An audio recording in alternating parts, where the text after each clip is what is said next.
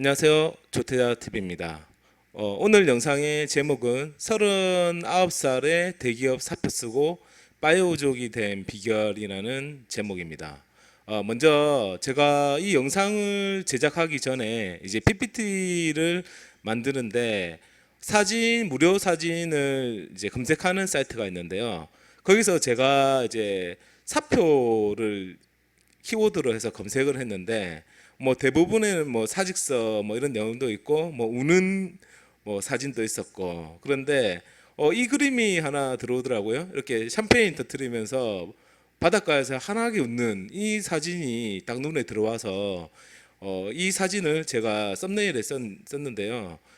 이렇듯이 누구에게나 이게 사표를 쓰는 일이 누구에게는 이게 축제가 될 수도 있고, 또 새로운 시작을 알리는 내용일 수도 있고요. 또 누구에게는 이게 내가 원치 않았는데 사표를 써야 되는 상황은 정말로 우리 가정이나 본인한테 이제 재앙이 될 수가 있는 거거든요. 그래서 가능하다면 내가 스스로 사표를 쓰고 미래를, 제2의 인생을, 미래를 준비하면서 이제 축제로서 이게 기쁘게 받아들일 수 있는 그런 상황이 됐으면 하는 상황에서 이 영상을 제작을 해봤습니다. 여러분에게도 바이오족이나 아니면 조기은퇴가 그런 의미로 다가왔으면 좋겠습니다. 조태자TV 컨텐츠는 이렇게 7가지의 내용으로 계속 진행이 되고 있고요. 최근에는 좀 부동산 시황이 조금 핫해서 부동산 시황 쪽으로 많이 얘기를 했는데, 조기 은퇴와 바이오족 그리고 제주 생활에 대한 정보도 꾸준히 올릴 예정입니다. 왜 저보고 39살에 이제 사표를 냈나 이런 얘기를 좀 많이 질문도 하시고 많이 궁금해 하셨는데요. 여기 하나의 기사를 제가 한번 옮겨왔어요. 직장인의 82%가 사표 충동을 겪은 적이 있다. 가슴 속에는 항상 사표를 안고 살지만 못 내는 가장 큰 이유는 당장 이제 경제적으로 어려울 것 같아서 생활비 문제 때문에, 그리고 가정의 이제 자녀들과 와이프 때문에 뭐 꼭 참고 회사를 다니는 거죠. 근데 경제적인 어려움뿐만 아니더라도 회사를 그만뒀을 때 여러 가지 문제가 발생하긴 합니다. 회사 생활을 하면서 사회적인 관계라든지 아니면 개인의 성취감이라든지, 회사 생활이 그냥 단순히 월급만으로 요즘에는 뭐 다닌다 뭐 이런 식으로 많이 얘기를 하지만, 사실 회사를 다닐 때 월급 말고도 다른 부가적인 좀 이익이 좀 많거든요. 그래서 회사를 다니면서 그런 부분들을 미리 생각을 좀 해야 되는데요. 저는 제가 이제 36살 때부터 투자를 좀 시작을 하면서 가능하다면 40살 이전에 회사 생활을 이제 끝내고 싶다 이런 목표를 세웠어요. 그렇게 40살 전인 39살이라고 이렇게 정한 이유는, 지금은 바이오족이라는 그런 내용 안에 뭐 40살부터는 새로 산다 이런 게 있었지만, 제가 36살에 그런 목표를 세웠을 때는 바이오족이라는 단어도 없었고, 제가 이제 40살 전이라고 이제 목표를 정한 이유는 그냥 40살부터 인생의 전환기라고 저는 좀 생각을 했거든요. 신체적으로도 이게 40살부터 노화가 온다고 하더라고요. 저 역시도 노화가 오는 것을 40살부터 느꼈고요. 그리고 정신적이라든지 40살이 주는 이제 묵직한 느낌이 있습니다. 그래서 40살부터는 뭔가 새로운 마음, 제2의 인생을 준비하기에 좋은 나이가 아닌가 저는 생각했고, 100세 시대잖아요. 그러면 40살부터 이제 또 다른 일을 시작하기에도 저는 늦지 않다는 생각을 했고요. 그리고 혹시나 뭔가 투자나 어떤 게 잘못되더라도 다시 뭐 회사 생활이나 뭐 이렇게 불가능한 나이는 아니고, 만약에 40 중반 정도가 되면 뭔가 다시 시작을 하기에도 좀 부담스럽고 회사 생활을 또 하기에도 좀 쉽지 않은 나이라 생각을 해서 저는 마지노선을 40살로 잡았어요. 그 실제로 40살부터 이제 바이오족을 시작을 했고요. 그리고 36살 때부터 저는 이제 5년, 3년, 1년 단위로 목표를 세워서 피드백하고 이제 목표 재설정을 통해서 계속 진행 단계를 체크해 나갔거든요. 이것은 다음 장에 이제 다시 얘기가 될 겁니다. 그리고 지금 현재 사회 이제 분위기도 그렇거든요. 회사의 정년 시기는 점점 짧아지고 있습니다. 예전에는 평생 직장이라는 말처럼 하나의 회사를 다니면 회사가 이제 정년이라는 뭐 보통은 회사가 만 58세부터 60세까지 다양하잖아요. 그래서 그때까지는 무난하게 내가 사고만 치지 않으면 회사 생활을 오래 할 수 있고 나는 중산층으로서의 그렇게 생활이 가능했는데 이제는 공무원이나 공기업이 아니면 대기업이라 할지라도 언제든지 내가 잘릴 수 있는 그런 시대가 됐습니다. 실제로도 10년의 근속 기간이 거의 20년에서 지금 15년으로 지금 단축이 되고 있고요. 그리고 주된 일자리는 49세에 퇴직한다는 이런 내용들이 나오고 있습니다. 실제로 제가 대기업 두 군데서 일을 했을 때도 40 그러니까 50세 전후로 이제 자발적, 타발적 이제 퇴사가 진행이 되는데요. 50 전후가 이제 팀장이나 임원이 되기 전후에 이제 나이대거든요. 그러면 만약에 그 시기에 내가 팀장을 달지 못하면 보통은 자발적, 타발적으로 회사를 나가야 됩니다. 죄송합니다. 그래서 가능하다면 50 전후에 새로운 일을 찾는 사람들이 많아졌는데요. 저는 이제 상황이나 아니면 타인에 의해서 뭐 내가 회사를 못 다니게 되는 상황이 정말 안 좋은 상황이라 생각을 하고 스스로 저는 이제 30대 중반부터 자기의 인생에 대해서 고민하고 설계를 해서 스스로 40부터는 새로운 인생을 만들어가는 게 저는 좋다고 생각했고 최소한의 경제적인 문제가 생기지 않도록 파이프라인을 형성해야 되겠다 생각했습니다. 그래서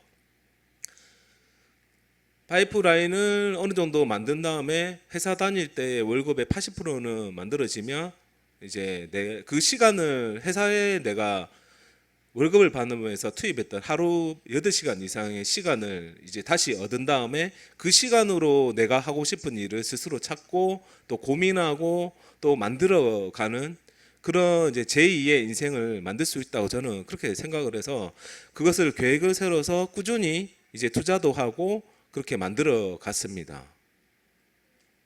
그리고 회사를 다니면서 이제 저는 투자를 해서 이제 그런 파이프라인뿐만 아니라 회사를 다니면서 제가 이제 퇴직 이후에는 어떤 일을 할지에 대해서 그런 가능성을 스스로 좀 체크를 해봤는데요. 글쓰기나 아니면 투자 뭐 여러 가지 방법으로 제가 어떤 것에 자질이 있는지에 대한 고민과 또 실천을 꾸준히 해왔습니다. 그리고 오늘 이제부터는 이제 제가 이제 바이오족이 될 수 있었던 이제 생각 4가지를 이제 비결이라고 이렇게 일컬으면서 막 얘기를 할 텐데요. 듣다 보면 뭐 별거 아니다 이렇게 할 수도 있는데 누구에게는 별게 아닐 수도 있지만 또 누구에게는 이게 강력한 또 동기부여나 아니면 뭐 새로운 목표 설정이 될 수 있으니까 좀 잘 들어줬으면 좋겠습니다. 먼저 첫 번째는 아주 저는 중요하다고 생각하는데요. 동기부여와 목표가 확실해야 됩니다. 그래서 저 같은 경우에도 어떤 동기부여가 딱 돼서 이게 전환점이 돼서 이제 목표를 새로 세울 수가 있었는데요. 제가 30대 중반까지만 하더라도 저는 어떤 생각을 가지고 있었냐면 어떻게 하면 내 이제 월급을 조금이라도 더 받을까 이런 고민만 좀 했었습니다. 그런 고민을 하다 보니까 내가 어떤 큰 목표를 가진다는 것은 회사 안에서의 임원이나 아니면 이직을 통해서 월급을 올리거나 아니면 승진을 하는 그런 목표에만 이제 딱 중점을 맞추고 생활을 했었는데 이제 지금 이제 그 이후에 이제 생각이 바뀐 것은 회사 안에서만 내 꿈을 꼭 찾을 이유는 없겠구나. 회사 밖에서 만약에 내 꿈을 찾으면 조금 더 한정적인 꿈이 아니라 조금 더 확장적인 꿈과 목표가 될 수가 있겠다 생각을 했었고요. 그래서 꾸준히 독서나 글쓰기 통해서 동기부여를 스스로 했었고, 또 부동산 투자 글쓰기로 이제 고수들과 토론과 이제 댓글 그리고 여러 가지 피드백으로 적극적인 태도로 많이 배웠습니다. 그리고 회사 내에서의 이제 독서 클럽도 가입해서 토론도 하면서 여러 사람들의 생각을 좀 들을 수 있었고요. 투자 모임에도 나가서 회사 안에서의 이제 집단, 그 생각의 이제 가두리, 그 안에서 이제 벗어나서 회사 밖에서의 이야기를 접하게 됩니다. 그래서 이런 모임과 생각들을 통해서 저는 이제 새로운 동기부여와 목표들을 세우기 시작했고요. 그리고 목표를 만약에 세웠다면 구체적이고 명확하게 세운 다음에 피드백하고 성과 체크를 하고, 우리가 회사에서의 이제 연초에 보면 KPI를 세워서 연말에 성과 평가를 하는 것처럼 내 스스로 5년 계획, 3년 계획, 1년 계획을 꾸준히 세운 다음에 이제 가족하고 계속 이제 목표에 대해서 목표 의식을 이제 서로가 공유를 하고, 또 우리 목표가 그대로 잘 가고 있는지는 매년 3년 이런 식으로 계속 체크를 한 다음에 우리의 목표 대비해서 우리가 현재 어디까지 왔는지에 대한 그런 생각을 계속 공유를 해야 된다고 생각합니다. 그런 식으로 계속 하다 보면 나 자신에게도 뭔가 이제 그런 이제 성과에 대한 평가를 할 수 있고, 내년에는 또 어떤 식으로 다시 상황에 맞게 또 변경해서 또 목표를 달려가느냐, 이런 식으로는 계속 이렇게 하면서 저는 목표를 계속 따라가면서 현재까지 온 거거든요. 그래서 동기부여와 목표 설정이 바이오적으로 가는 저는 출발선이라고 생각합니다. 그리고 두 번째는 스스로 이제 생각하면서 투자 철학을 정립해야 된다고 생각하는데요. 우리들 뭐 워런 버핏이나 뭐 우리가 다 아는 뭐 유명한 투자의 대가들도 자기의 투자 철학이 확실하거든요. 그러면 우리가 투자를 할 때 이런 투자의 대가들만 투자 철학이 있어야 되냐? 저는 그렇게 생각하지 않습니다. 개인들도 각자의 본인의 상황에 맞는 투자 철학을 스스로가 만들어 가야 된다고 생각하는데요. 본인이 투자 철학을 공부를 하고 또 남의 얘기를 듣고 스스로 제가 생각을 하면서 투자 철학을 스스로 정립해 가야 그게 나중에 이제 조정장이 오거나 아니면 하락장이 와도 견딜 수 있고, 내가 내 생각으로 새로운 투자처도 발굴이 가능하거든요. 그래서 본인이 스스로 생각하고 새로운 투자처를 발굴이 가능한 수준이 돼야 그 수익이 그냥 일반적인 이제 수익이 아니라 킹덤 점프를 할 수 있는 우리 수익을 낼 수 있는 겁니다. 그러니까 제가 자주 얘기하는 게 GTX랑 뭐 부산 투자 초기에 들어가는 얘기를 많이 하잖아요. 그런 것들도 만약에 내가 남이 얘기했던 거, 그리고 남들이 투자를 했던 거를 따라가다 보면 그게 상투인지 아니면 중간인지 이런 것들이 정확하게 파악이 되지가 않거든요. 그렇기 때문에 내가 어떤 식으로 여기를 투자를 하고 목표가는 언제고, 그리고 만약에 조정이 오면 뭐 이런 것들이 본인의 철학과 이제 그런 기준이 확고하기 때문에 뭐 하락장이 오거나 중간에 상승이 더디더라도 장기 투자를 할 수 있고, 또 그게 또 다음 투자에 또 분명히 도움이 되거든요. 그래서 평소에 왜 그런지, 그리고 어느 지역이 왜 오르는지, 왜 거래량이 많은지, 어떤 지표가 그렇게 올랐는지, 이런 것들을 스스로 한번 생각을 하고 왜 이런 식으로 계속 물어봐야 됩니다. 물어보면서 그러면 왜 이렇고 앞으로는 어떻게 될지에 대한 스스로 생각을 계속 넣으면서 글로 쓰고 또 분석하고 계속 몇 년간 하다 보면 자기만의 투자 철학이 정립이 됩니다. 그래서 저는 이거에 아주 중요하다고 생각하면서 두 번째라 생각을 하고 있고요. 세 번째는 이제 기회가 되면 실행을 해야 됩니다. 실행력이 중요하거든요. 저는 솔직히 뭐가 뭐 머리가 좋다든지 뭐 다른 요소가 뛰어난 건 없거든요. 그렇지만 저는 이제 좀 긍정적인 성격과 실행력이 좋다고 생각을 하거든요. 이게 큰 장점이라고 생각하거든요. 그래서 본인의 장점과 강점을 파악해서 단점을 집중하지 말고 본인의 강점과 장점을 집중해서 이것을 이제 강화하려는 노력을 꾸준히 해야 되거든요.